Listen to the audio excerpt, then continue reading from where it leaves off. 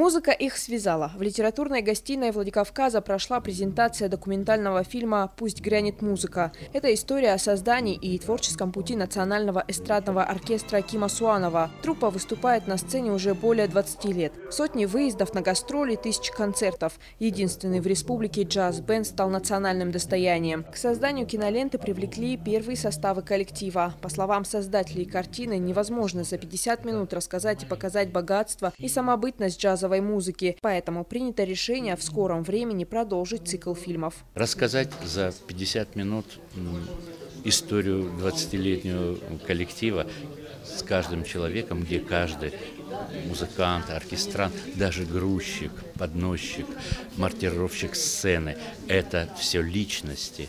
И это история, и это наша культура, культура Осетии.